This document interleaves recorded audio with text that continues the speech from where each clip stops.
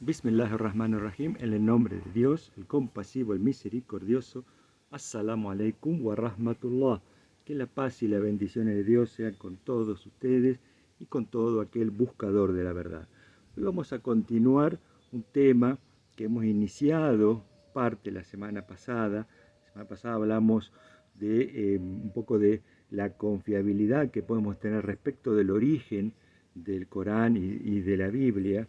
Y hoy vamos a hablar más que nada referido al Corán, una muestra de su autenticidad, una muestra de su carácter milagroso que tenemos. El Corán, como ustedes saben, nos fue transmitido a nosotros a través del profeta Muhammad, con él será la bendición y la paz, con su descendencia. El profeta fue una figura histórica, lo podemos encontrar en los libros de historia, a diferencia de otros profetas que se encuentran mencionados en la Biblia, pero que nosotros por ahí no tenemos referencias claras en la historia respecto de ellos. El profeta Muhammad sí. Él transmitió el Corán a lo largo de 23 años de su vida, de 40 años hasta su muerte, su fallecimiento. Estos 23 años, la mitad de este tiempo transcurrió en la Meca, y luego fue forzado a emigrar a Medina, y ahí transcurrió la otra mitad de este tiempo.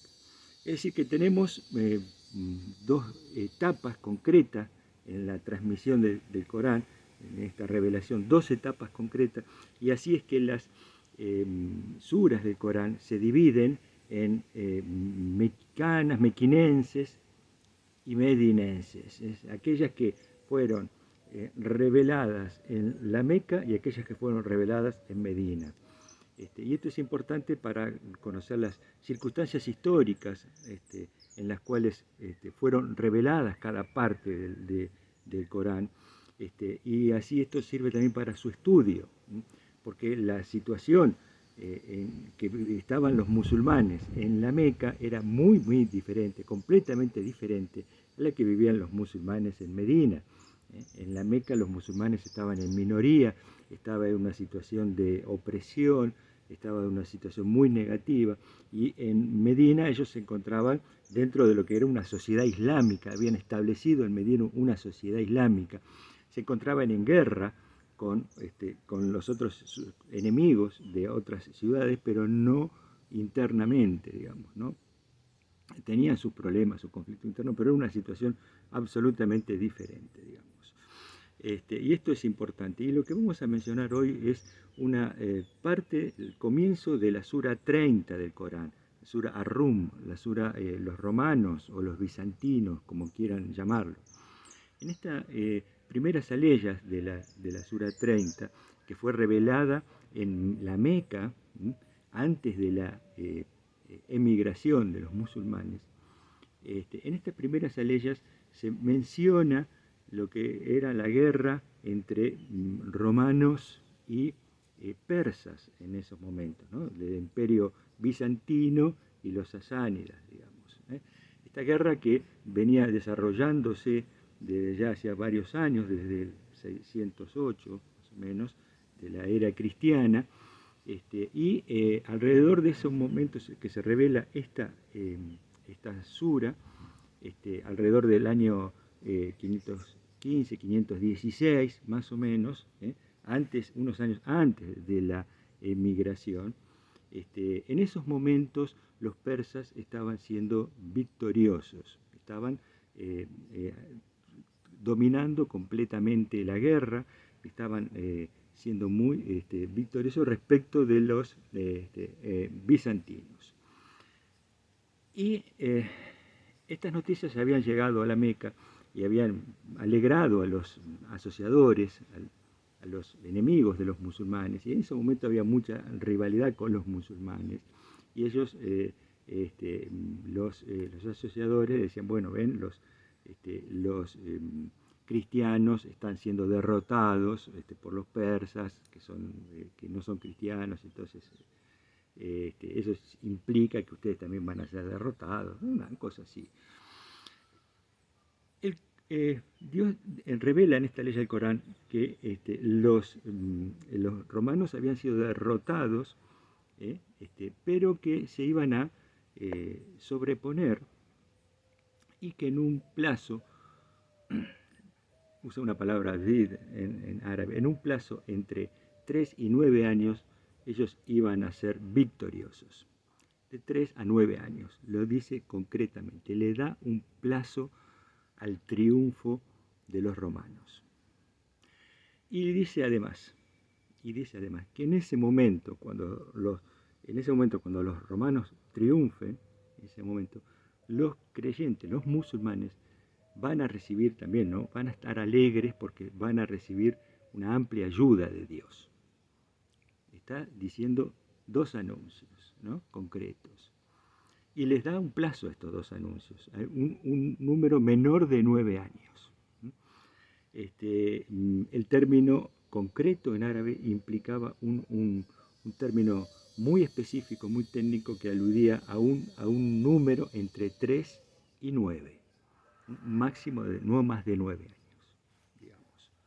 Una profecía que, digamos, muy concreta, y que ya en ese momento fue cumplida. En el año 622 los musulmanes emigraron de la Meca hacia Medina, y en el 624 ocurrió este triunfo de los romanos, de los bizantinos, sobre los persas, sobre el imperio sasánida. En el 624, como ellos se repusieron, a pesar de haber estado muchos años siendo derrotados, siendo dominados, se repusieron en algo que nadie de ese momento esperaba que fuera así, y tal como lo anunció el Corán, en un periodo de menos de 9 años, ellos en el 624 habían anunciado más o menos 615, 616, en un periodo de 8 o 9 años, ellos salieron victoriosos. Y en ese año 624 también ocurrió la batalla de Badr, la primera batalla que libraron los musulmanes en la guerra contra los asociadores, sus enemigos de la Meca. Y esa batalla fue un amplio triunfo del Islam, un amplio triunfo de los musulmanes, que tenían un ejército de 300 personas y se enfrentaron a un ejército de 1000 enemigos, un ejército que los superaba ampliamente, y sin embargo los vencieron, los derrotaron, y fue un triunfo muy fuerte, muy amplio, un triunfo que les brindó muchas esperanzas a los musulmanes, porque realmente consideraron que era, como estaba anunciado, la ayuda de Dios, una ayuda que había sido anunciada en un momento en que los musulmanes estaban en una situación muy negativa, muy de opresión, muy disminuidos en la Meca, estaban en minoría, estaban siendo muy oprimidos, al punto que unos años después se fueron forzados a emigrar. La situación en ese momento, esos años de la Meca, fue terrible para los musulmanes. Sin embargo, Dios les anuncia un triunfo, les anuncia un éxito y la ayuda de Dios. Y se lo anuncia muchos años antes, y no se lo anuncia cuando están en ese momento. Y el éxito, digamos, es de esta batalla de Badr, fue casi una cuestión inesperada, porque ya les digo, los enemigos los superaban 3-1. Era un ejército mucho más grande, el triple de grande, mucho más armado, mucho más fortalecido, y sin embargo fueron derrotados ampliamente por los musulmanes. Esta primera batalla implicó, digamos, el comienzo de una etapa de defensiva del Islam, de los musulmanes.